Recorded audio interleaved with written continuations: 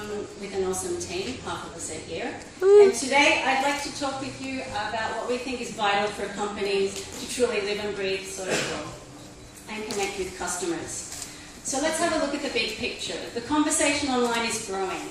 Consumption of social media by consumers and in B2B is increasing, and we're seeing a monumental shift where social networks are overtaking traditional online media sites. Brands that shy away from new media become extinct, and those that fail to quantify the impact of their social marketing initiatives will in fact lose contact with their customers.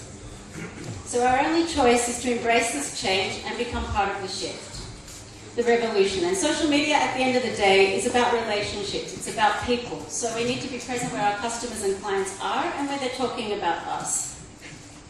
Be part of the conversation. So how do we get there? We believe there are three necessary parts to a strategy, and firstly, a corporation needs to know themselves very, very well. Since the dry core branding comes from a company's DNA, and we express brands through communication. And since brand is culture, brand is also community. So know who you are, your company's DNA, start an insight who you're speaking to, and allow your actions to be determined by your vision. In new media, people want and expect conversations, so companies must create those conversations. How? Know why you're doing what you're doing. Then allow your how and your what to be consistent with that, and that forms the basis for all your communication. Above all, remember that the business of business is social. This is not some weird foreign concept. We've been doing it for millennia, and humans are social creatures. We already know how to do this, and we're just shifting the medium, the space, and doing it on different terms, and that's okay.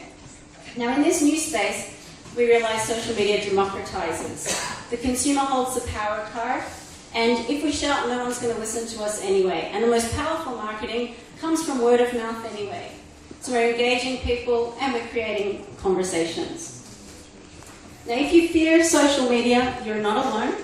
This is reflected in some very, very uncool practices like prohibiting social media in the workplace, which stifles any business value that's going to come from the grassroots use of social media. So in moving beyond fear, we suggest two strategies. We're talking here about incorporating within the corporation first. You can use social media to demonstrate executive support and build confidence through the organization. And the second option is to define a purpose that engages people without threatening the organization, say with a small and a very specific purpose. The result of that is, amongst other things, increased productivity, reduced time to perform common tasks, even social and informal learning within the organization. So let's get back to social marketing, because that's our thing at Gnostix. What's going wrong? Most companies are not participating or not participating well in the social environment. Few have a high presence online and are engaged with customers. Mostly they don't have strategies in place at all. Many have started listening to customers, which is a great thing, and there are tools that help that, such as Gnostix, which enable companies to start understanding the market trends, influencers, and competitors. And we don't completely do away with traditional marketing. We incorporate that into what we're doing to develop social measurement strategies which align KPIs with business objectives so we can evolve more quickly. So then we can dig into analytics to measure, assess, and explain the performance of social marketing initiatives in the context of those objectives. And we're accountable, and we can directly link this back to ROI. So what I'd like people to take away from this today is that social media is not a campaign. It's the presence of a friend amongst friends. And I know that everyone in this room knows how to do that. Now, if you have a company, you've got to drop the firewall first. Successful brands see themselves as networks which connects like-minded people around shared interests and causes.